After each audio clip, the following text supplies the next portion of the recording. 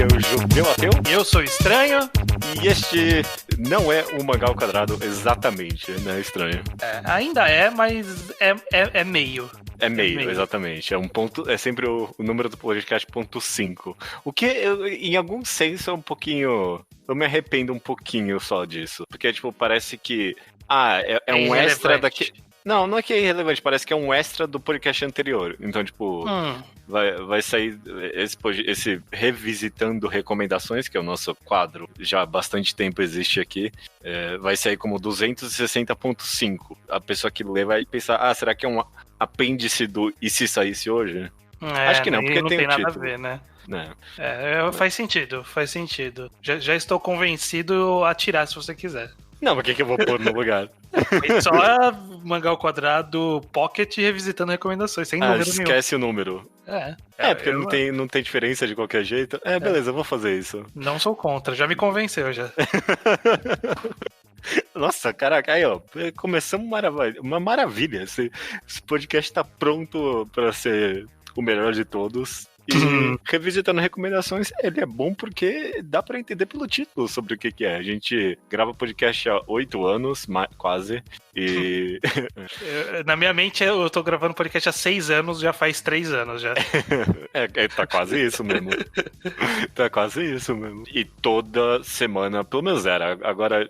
Uma semana sim, uma não, a gente recomenda um mangá. Então, tipo, é muito mangá que já foi recomendado. Esse é sei lá qual Revisitando tipo, Esse é o 9º. Esse é o 9º e a gente não tá nem perto da metade. Não, a gente tá perto da metade dessas recomendações. Tá mais ou menos perto da metade. Não tanto. Acho que a gente tá na metade, num quarto. Não, um pouco mais. Não, um terço. Um terço, mais ou menos. Enfim, essas recomendações que a gente vai comentar aqui, faz tempo que a gente fez elas. Faz tempo que a gente leu alguns desses mangás. Outros não, né? Tem algumas coisas... Esse programa tem várias surpresas pra mim. Sim. E a gente quer ver. E aí, o que a gente acha? A gente ainda recomenda? Qual a perspectiva desses mangás? A visão dele mudou ao longo desse tempo todo. Exato. Melhorou, piorou, esse tipo de coisa. Vamos lá então, Estranho. Você me inicia aí com o Mangá ao Quadrado 81. O Mangá ao Quadrado 81, Profissão Mangaká. Foi um podcast bem interessante, eu me lembro. Eu também. E nessa ocasião foi uma recomendação minha do mangá chamado Shiki. SHIKI. É um mangá escrito, na verdade, a adaptação de uma novel escrito pelo Fuyumi Ono e é desenhado pelo Ryu Fujisaki, que é um queridinho meu. Ninguém mais gosta dele, só eu. Não é verdade. O Nintakun gosta também. Deve gostar. Mas eu sou meio sozinho nessa obsessão. Meu prazer de ler Ryu Fujisaki de forma geral, que é o mesmo autor de Hoshieng, Sakura Tetsu Taiyoen, e aí tem o Shiki, que foi uma obra que ele lançou na Jump Square, completo em 11 volumes. Basicamente, Shiki conta a história... É uma história de vampiro, já vou começar por aí. Ele é uma história de vampiro, cujo cenário é uma vila isolada lá do Japão. Uma vila, tipo, nos tempos modernos, mas é aquelas vilas bem de interior, no meio das montanhas, que tem 1.300 habitantes, que todo mundo conhece todo mundo. Aquelas cidades bem interioranas mesmo. E é basicamente uma história de uma família de vampiros que se muda pra lá, e aí as pessoas começam a morrer. Só que aí eu dei um spoiler, porque o primeiro volume não diz isso claramente. Acaba sendo bastante mais, tipo, um thriller barra um terror da vida, assim, eu diria. Eu acho que na época que você recomendou Shiki eu não tinha lido, desde então eu li. De tudo que eu li do Fujisaki, não é muita coisa, Shiki eu acho mais interessante. Eu gosto muito mesmo da arte dele nesse mangá, ela é constantemente estilizada no ponto correto pra mim. É uma história bem decente, eu diria, hoje em dia. Tipo, eu olho pra trás e eu penso, não, Shiki era bom. E eu não lembro quase nada da história, tirando cenas emblemáticas, né? Ele tem algumas cenas muito boas.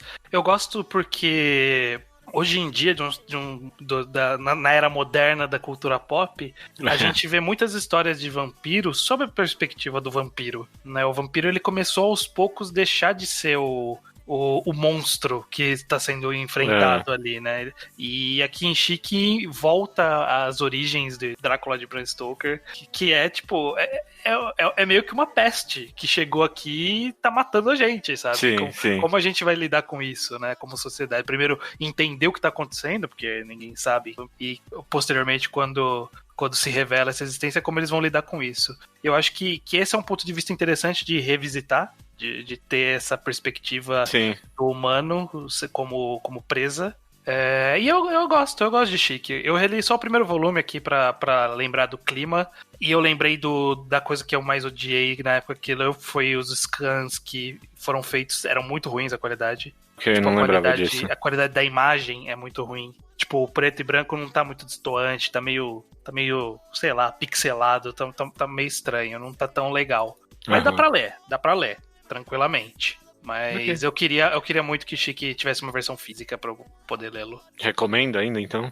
Recomendo, ainda tá nas recomendações. Ainda gosto do Ryu Fujisaki. Tava vendo aqui o próximo, que é o Mangá ao Quadrado 82, Abara, mas a recomendação não foi Abara, a recomendação foi Frezia. E Frezia, ele é de um autor que pensei que ele é uma criatura parecida um pouco de alma com o Ryu Fujisaki, porque pelo menos no sentido de Chique, que é uma criatura do finalzinho dos anos 0, né, finalzinho dos anos 2000 ali, e era, tipo, os dois são autores que eram muito queridos nessa época e até, sei lá, uma boa metade ali da década passada, no caso. E hoje em dia, sei lá, ninguém comenta muito desses caras, tipo, eles sumiram um pouquinho. O Jiro Matsumoto de Frezia é a mesma coisa, ele era super queridinho entre os cults na época que eu comecei a ler mangá. Você deve ter visto, além de Frezia, outros mangás dele por aí. Wendy e Netsutai no Citro, umas coisas assim, tiveram uns muito queridinhos entre os hipsterzinhos. Sim, o próprio Frezia, ele era muito citado. Ele teve um período que ele era um do pacote underground. Você entrava no underground, tinha ele lá. Eu tava esses dias, na verdade não, hoje, eu tava dando uma olhada na minha wishlist do Manga Updates. Eu tava dando um trato lá, porque tem um monte de coisa que eu coloquei há muitos anos lá e eu nunca olhei de verdade e vi se eu queria ler ainda ou não. E aí eu passei por uns nomes que estavam na categoria Frezia, assim, que era Dragonhead, Ciguatera, Believers. Tipo, é uns mangás que, tipo, existiram muito como, caralho, isso aqui é a efervescência do underground do momento. E desapareceram. Frezia tá nessa. Ele tem uma premissa que ela é simples de explicar e ela vende bem o mangá pra mim, essa premissa. Por isso que eu acho que ele era muito recomendado, inclusive, que foi legalizado o crime por retaliação, né? O crime não, né? Tipo, o assassinato por retaliação. Então, se alguém mata alguém querido a você tem Entra com recurso na justiça. Você entra com recurso na justiça e você pode contratar ou você mesmo matar essa pessoa. É uma boa premissa mesmo. O mangá... Você acha que ele sobrevive à aprovação do tempo? Não. Eu não diria pra ninguém, não, a Frezia é ruim. Mas hoje em dia existe o adjetivo edgy, que não existia com o potencial que existiu. A palavra edgy sempre existiu, né? Mas não com, tipo, a força que ela tem hoje em dia. E com a conotação negativa que carrega hoje em dia. Exato. Interessante isso no final das contas, que eu acho que a gente não tá tão disposto a ler algo que tenha análises ou críticas sociais tão descaradas assim, e que, tipo, você não tá oferecendo algo que é de fato muito genial, de análise social política mesmo, sabe? Tipo, uma ideia revolucionária. A gente tá meio que, não, me entrega com mais nuance, então, pelo menos. Inventa umas metáforas. Ser tão direto quanto o Frezia parece desinteressante hoje em dia. E ele é bem isso, ele é bem edgy. Eu não tinha lido na época, eu não li desde então, li um volume pra eu pegar o clima, pra poder fazer tecer algum comentário, e a minha impressão é justamente essa, de um edginess ali que não sei se soa tão bem hoje em dia. Ele tinha uma coisa, ele meio que força umas cenas de sexo no primeiro volume ali, que Sim. E é totalmente só porque eu posso fazer, sabe? Ele muito quer ser adulto, né? Não é feito com um grande propósito, é mais como, eu posso fazer isso. Não posso, então eu vou fazer. Sabe? Não era ruim, eu gostei quando começou a entrar nesse rolê dele se tornar, né, o personagem principal. Ele é um dos executores, trabalha para uma firma de execução da retaliação. Eu gostei de começar a entrar nessa vereda, mas o que cerca essa história é um pouquinho edgy demais. Ele tem um mundo interessante também, no final das contas, sabe? Dentro dessa premissa. Tipo, muito do mangá é meio que burocracia, sabe? Tipo, de, sei lá, achar a pessoa, esse tipo de coisa. É decente. Mas eu não sei, eu não diria pra ninguém, não leia se você tá com vontade. Mas, sei lá, eu também não recomendaria não com uma recomenda, força. Não recomenda fortemente. Não fortemente não. Beleza. No programa seguinte, que foi o 83 de World Building, com Rubio Palooza, que o Japão o tenha. Japão. Hoje em dia a gente chamaria esse podcast de construção de mundo, eu acho, porque a gente tá tentando diminuir um pouco de termos. Apesar de acabar de falar de Ed, mas... Edness. Mas é porque eu pensei em algum sinônimo em português na minha cabeça e não veio nada mesmo. Não, pra não Ed. tem. Ouvintes, ajudem a gente. Qual é um bom sinônimo pra Ed? Eu gostaria de ter uma palavra pra isso. Justo. Enfim. Na ocasião, a recomendação foi do convidado. A gente tem esse costume, né? Convidados novos sempre fazer uma recomendação naquele episódio. E o Rubio recomendou Gundam The Origin. Que é sobre o que, estranho? Uma premissa aí rapidinha dele. Gundam The Origin é sobre Gundam. A origem. Basicamente é refazer a história original de Gundam. O autor, o desenhista desse mangá, ele é o mesmo cara que participou do design do anime do Gundam original, Yoshikazu Yasuhiko. Ok. Isso explica a boa arte do mangá. Sim. Sim. Competente, eu diria. Tem opiniões sobre a arte. Mas, enfim, que você tá fora do espaço e não sabe o que é Gundam, basicamente é uma história de robôs gigantes. Existem colônias espaciais, as colônias distantes da Terra se rebelaram contra a Terra, e aí há uma guerra entre essas duas forças. Basicamente é isso. E aí o menino principal, ele é o filho do cientista que fez o robô gigante. Um robô gigante, um protótipo de um Gundam. E os adversários atacam a base onde está sendo feito esse robô, mata todo mundo, e aí o filho do cara precisa pilotar o robô para poder escapar. E é isso. Basicamente são pessoas numa nave, outcasts numa nave, fugindo, tentando levar o protótipo do robô para a base humana de volta, para a base terrestre de volta. Eu não li na época Gundam The Origin, eu não li atualmente também, a única coisa que eu fiz foi dar uma folhada um pouquinho, porque anos se passaram e eu ainda não tenho nenhum interesse por Gundam,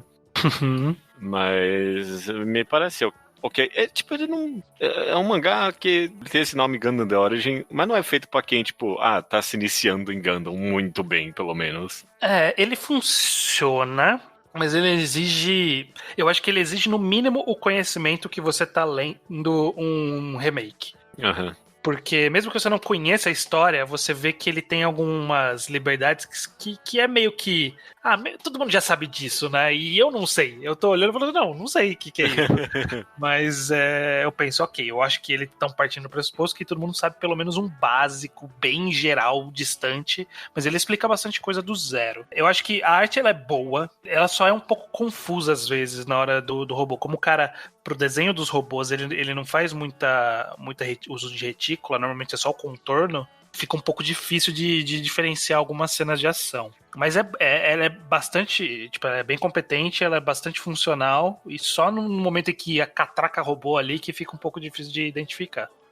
Mas é bom. Eu não terminei de ler, eu tenho uns volumes da Viz que são muito bonitos aqui, eu li uns 4 ou 5 volumes, que é o equivalente a 8 ou 10 do original, porque ele é mais grosso, então 24 no total, ou 12 da Viz. Sim. Eu tô lendo bem devagarzinho, mas ele é interessante. Ele é interessante. Eu quero ver pra onde vai a história. Nesse período ainda tá muito de um inimigo de cada vez. Eles enfrentaram muito um general, agora eles estão enfrentando um outro general, sabe? Umas coisas meio temporada de anime, assim.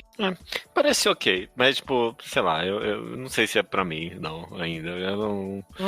Eu tenho muita gente, conforme os anos, me recomendaram Gundam e nunca funcionou. Eu acho que Robô Gigante, ele exige alguns gostos específicos, exige algumas disposições que nem sempre eu tô disposto a dar. Isso que eu gosto de alguns robôs gigantes, mas o Gundam especificamente não. Uhum. Mas é isso. Bom, Mangá Quadrado de 84, o primeiro Torneio das Trevas. Aí. Que inclusive a gente deu o número primeiro. E a gente não sabia se ia ser o primeiro, não. Se ia ter mais depois. Foi ousado. Ousado. Mangá recomendado por KZK. Akira. Tá aí, Akira. Mangá de conhecimento geral, né? Tipo, não é muito desconhecido. As pessoas normalmente conhecem mais o anime, mas a premissa dele é um mundo distópico, bem cyberpunk. A gente vai acompanhar o Tetsu e o Kaneda, que eles são meio que o equivalente a Yankees, né? A jovens rebeldes desse mundo cyberpunk. Que, tipo, tá completamente em descontrole social completo. Então essas crianças super jovens saem por aí fazendo qualquer desgraça. E aí no final tem uns grandes plots bem grandes de cyberpunk envolvendo governo e corporações, esse tipo de coisa. Não dá pra dar uma sinopse bem completa de Akira em nenhum lugar. Ele vai bastante longe. Eu não tinha lido na época, desde então eu li. Eu gosto bastante de Akira, é um excelente mangá. Eu li há muito tempo, na época eu acho que eu já tinha lido. E eu gostei na época que eu li. Mas eu lembro que eu li uma versão, tipo, no celular, no ônibus em movimento. Faz muito tempo que eu li. Então, hoje que tá saindo a edição, tá terminando, acho que acabou de concluir há pouco tempo da gravação desse podcast. Acabou de concluir a edição da JBC do Brasil. Eu não tenho todos. Eu não terminei de ler, no caso, né, justamente. Tá, você tá lendo essas. Então, eu tô esperando terminar pra eu dar uma releitura do zero, de ponta a ponta, numa qualidade melhor. Mas era legal, era bacana. Eu gosto de como a história avança para além do filme. Bem inesperado os caminhos que essa história toma no final das contas. Esse é algo que eu não esperava. Bom, alguns focos diferentes, né, do que... Porque o filme, ele dá uma impressão que ele é muito sobre uma coisa, mas o quadrinho, ele vai muito além daquilo. Quase uma crítica social mais completa, eu diria, o quadrinho, sabe?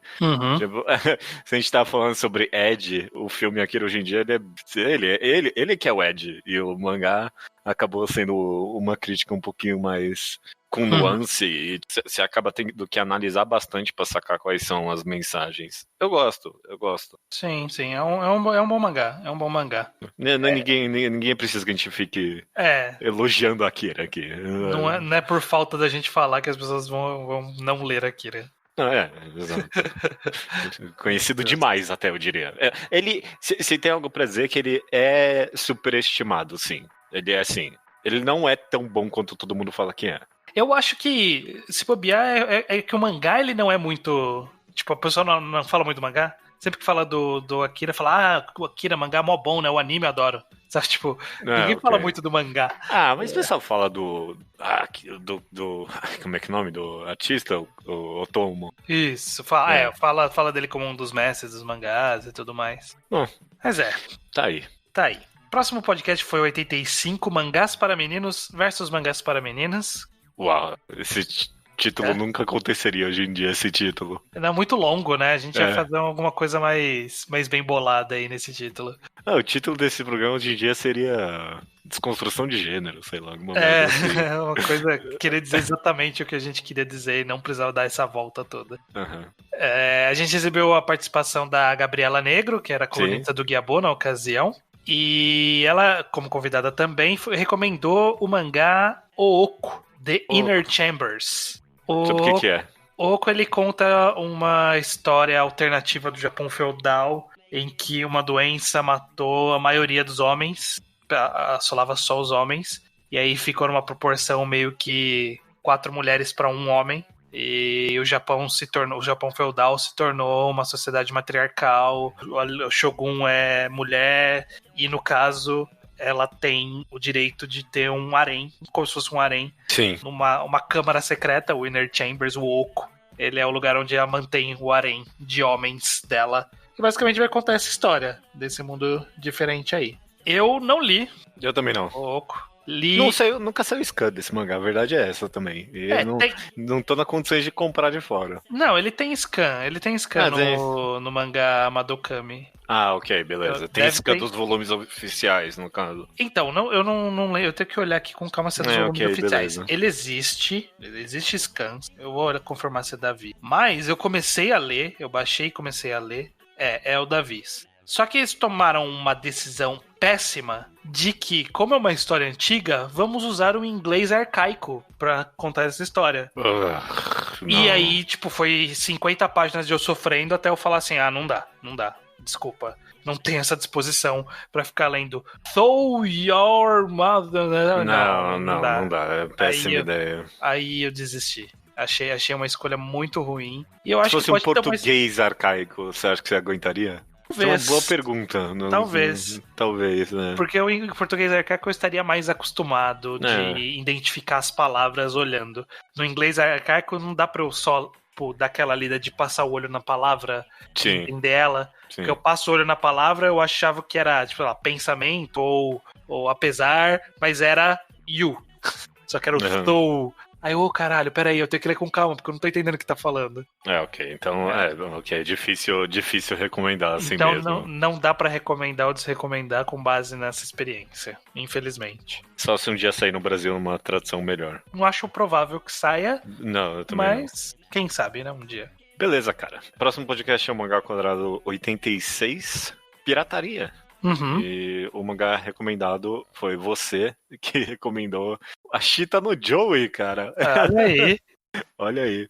Ashita no Joey, antes de mais nada, se você não leu Ashita no Joey, leia, porque tem um reenquadrado, a gente comentou desse mangá por inteiro, de 4 em 4 volumes. A gente foi no mínimo dos detalhes, ele tem 20 volumes, um excelente podcast que a gente gravou junto com o Nintakun. E a premissa é simples, é um mangá clássico do Japão, começou a ser publicado nos anos 60. E ele conta a história de Joe Yabuki, um garoto que é meio do que equivalente à favela japonesa em Tóquio nos anos 60, e ele é um completo malandro de rua, um completo bicho do mato, por assim dizer, até que ele é descoberto lutando pelo Danpei, que é um ex...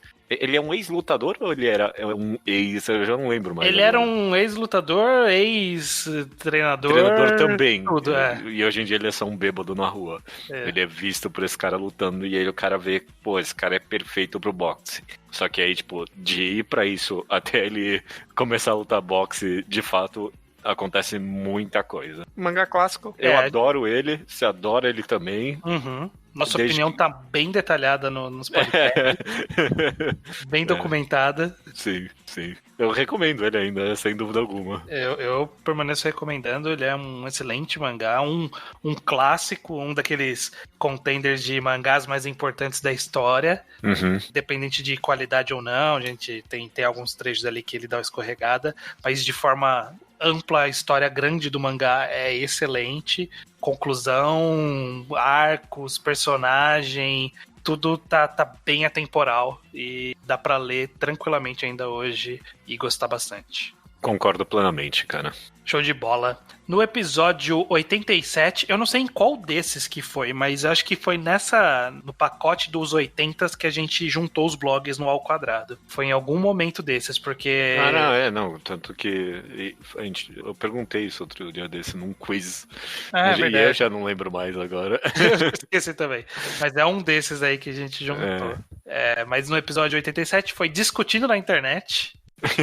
que era um programa sobre exatamente o que o título diz. Exato. E você recomendou o mangá Hita Hita. Sim. Que ele pode ser chamado também de La Pomme Prisionnaire. Não sei porque o meu mangá update está assim. O meu também tá. La Pomme Prisionnaire.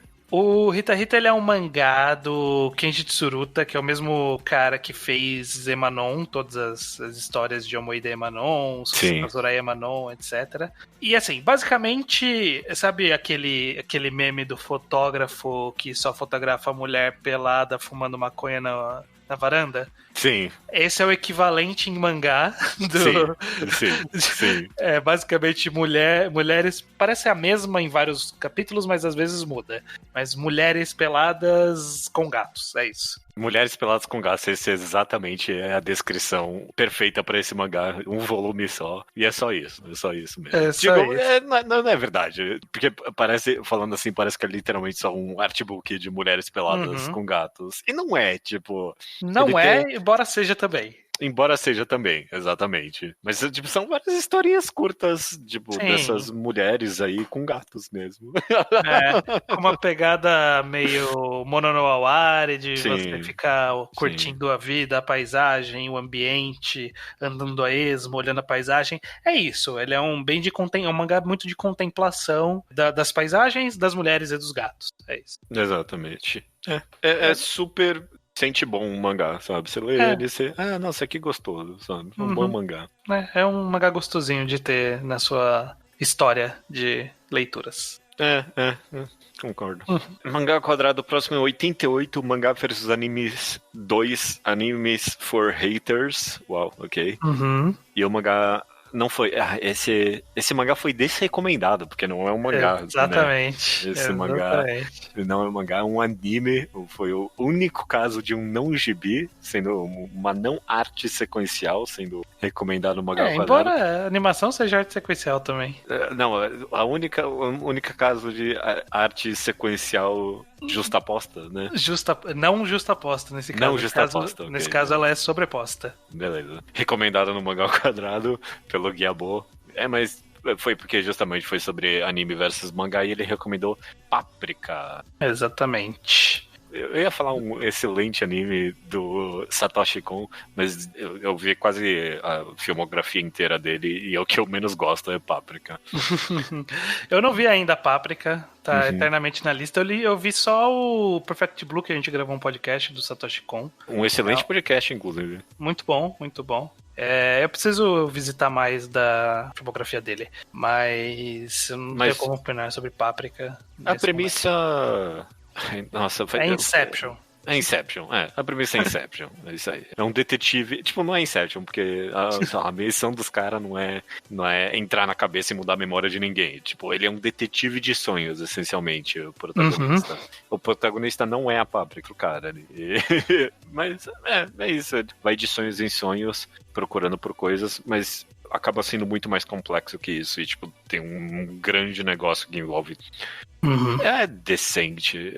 Em termos de animação, de fato, tipo, técnica, é provavelmente sim a melhor obra do Satoshi Kon. Mas em termos de história, eu acho a mais convoluta e sem graça. Isso que existe Paranoia Agent, que é possivelmente mais paranoico, mas ele não é sem graça. Mas enfim, falamos demais sobre algo que desrecomendamos. Tá na lista de recomendações, mas não é recomendação mais. Não é mais, verdade. Foi reticonizado. No podcast 89, Comédia e Humor, a gente teve uma recomendação do ouvinte, né, novamente, que o Zé, ele recomendou Eu Mato Gigantes, que é um quadrinho, no caso, no americano. Desde então ele saiu no Brasil, ele não tinha saído no Brasil na época, ele só tinha nos Estados Unidos, aí ele saiu desde então, foi quando eu li. Esse eu não li, estranho, desculpa. Não tem problema. Basicamente ele conta a história da Bárbara, que é uma garota meio excluída, que vive no mundinho dela, e ela se convence que gigantes são um perigo eminente, que estão pra chegar, e ela tá se preparando pra lutar com os gigantes, porque ela é a matadora de gigantes. Por isso é o mato gigantes, né? É o que ela faz, ela mata gigantes. Mas ele é uma história muito mais sobre como as pessoas em volta dela ajudam ela nessa visão fantasiosa do mundo que ela tem, pra lidar com a realidade. Toda a história, assim, contando um pouco do enredo, mas não falando do enredo, toda essa história ela tem alguma outra coisa por trás, né? Sempre é isso, né? Ela é uma metáfora pra outra coisa. E ela ser essa metáfora é muito do que fez as pessoas recomendarem o Mato Gigantes e gostarem bastante. É um quadrinho tão bem quisto. Mas eu acho que... né? Hoje em dia, tipo, ninguém fala muito. Tipo, não virou um indie cult, nem isso, no final das contas. Aí não tá mais no imaginário popular, né? Na época tava, hoje em dia não tá. Eu acho que, tipo, ele não é ruim, ele é uma leitura interessante enquanto você está lendo, mas ela é totalmente esquecível, assim, sabe? Eu acho que a mensagem que ele tá trazendo, essa coisa por trás da história que ela trabalha, é relevante, mas morre ali na história mesmo, sabe? Sim. Tipo, eu li, acabou a história, beleza, não levo uma mensagem pra vida, não levo uma grande mensagem pra sociedade, nada. Não é muito profundo, por assim dizer. Não. Ele é competente. Se você tem acesso e estiver disponível para ler, leia, mas não paga o preço de capa, não, sabe? Ok. Pega uma promoção, pega no sebo. Essa é a recomendação adequada. Ok, beleza. Indo pro último aqui, então. Mangá ao quadrado 90, linguagem e experimentação. Acho que essa é a minha capa favorita que eu fiz para um podcast. Nossa, tá bem experimental mesmo. Justamente. E o mangá recomendado foi por qual de nós dois? Agora eu já nem sei mais. Eu não lembro, acho que foi Acho que fui eu, porque acho que você demorou pra ler Takemitsu Samurai. Acho que eu li depois disso, Enfim, essa é a recomendação. Vou ver qual é o próximo podcast, aí eu descubro. Que pelo próximo da... minha internet tá ruim, não vai dar pra ver qual é o próximo. O próximo... Não, foi você então, porque o próximo é Sazuraya, mano. Pode ter sido eu também, Sazuraya. Será? Não sabemos quem recomendou. Okay. Mas a recomendação foi Takemitsu Samurai. A gente releu recentemente, inclusive, Takemitsu Samurai pro mangagrafia do queridíssimo Taiyo Matsumoto. Foi muito bom reler. Eu lembro de você comentando que você gostou também. É um bom mangá. E a premissa dele é que a gente acompanha... Eu não lembro o nome de nenhum personagem, mas é impressionante. Não é importante nomes. Mas a gente acompanha esse samurai sem mestre inicialmente, né? Que ele é muito forte, mas ele resolve ficar meio que pacificamente, pelo menos inicialmente, dentro dessa vila e cuidar das crianças, sabe? Vira um professor ali, fica de boa brincando com os gatos, curtindo a vida, indo no puteiro. A história, no final das contas, ela é até um pouquinho difícil de descrever por completa, sem dar alguns spoilers, por assim dizer. Mas é meio que, não que a história não importe, porque ela importa e ela é boa. Mas o grande chamativo do mangá, no final das contas, é sim arte. Mas não é só arte, é estilização, é quadro, é tudo. É feito num estilo muito específico pra essa história. Não é nem estilo Taiyo Matsumoto, sabe? O cara criou um estilo pra essa história, escreveu ela e largou, nunca mais fez algo assim de novo. Porque eu não sei se funcionaria em outras histórias, né? Não. Ela é uma arte que emula um pouco aquelas artes antigas japonesas, que tem algumas proporções específicas, um tipo de rosto específico. E aí ele transforma isso como a arte do mangá, né? Não é exatamente aquela antiga, é meio que um intermediário ali. E funciona muito bem. Funciona excelente pra esse tipo de história, justamente. O tipo de personagem que traz. Então tem o cara que é meio... O Taiyo Matsumoto, ele tinha isso de desenhar uns personagens meio estranhões, assim. E aí ele tinha um personagem que era o braços, pernas compridos, aquele cara que usava uma lança. Sim. E que funcionava perfeitamente pra essa arte. Em qualquer outra arte não funcionaria. Nessa arte era um personagem maravilhoso. E aí tinha lança enorme ali e tal. Muito bom, muito bom. É uma boa história, eu gosto de Takemitsu Samurai ainda. Eu não terminei de reler pro Mangagrafia. Eu comecei a ler de novo, mas aí como a gente tava naquela maratona de ler uma caralhada de muita coisa. Eu deixei pra continuar em algum outro momento. Mas é muito bom mesmo, o Takemitsu Samurai. Ele tem uns quadros muito emblemáticos, uns trechos muito específicos que são lindos de ver. Sei lá, daqui a 10 anos você pode voltar pra mim e perguntar: me falar qual é a história de Takemitsu Samurai. Eu não vou saber responder, mas se você me falar, me descreve 10 páginas, eu vou descrever 10 páginas de Takemitsu Samurai, porque ele é muito bom e ser icônico mesmo, e emblemático, sabe? Ele é bom nisso mesmo. Ele fica na memória. Na memória, tanto que ele está até hoje com bastante força. Tá ok, a gente releu há pouco tempo. Isso ajuda bastante. Não, mas Mas ele sempre esteve na minha memória. Na minha também. Sei lá, é engraçado, a gente falou bastante sobre o Zeitgeist, né? Se tá ainda ou não na memória do povo. E eu não sei, pode ser porque a gente acabou de comentar dele em outro podcast, mas comparado, sei lá, com Frezia ou Kishi, por exemplo, eu tenho a impressão que Takemitsu Samurai sobreviveu bem mais, sabe? Sim. As pessoas ainda usam páginas dele pra recomendar, sabe? Ainda pode pipocar às vezes e as pessoas ainda vão estar impressionadas sempre que aparecer. Beleza, cara. Terminamos aqui, então, esse Revisitando Recomendações. Sempre fascinante, não só os mangás, como ver os podcasts que a gente gravou. Sim. Muita história, é muita história. É muita história, mano, é mesmo. Próximo, a gente sempre dá uma olhada no próximo, ver aqui que eu li, o que eu não li.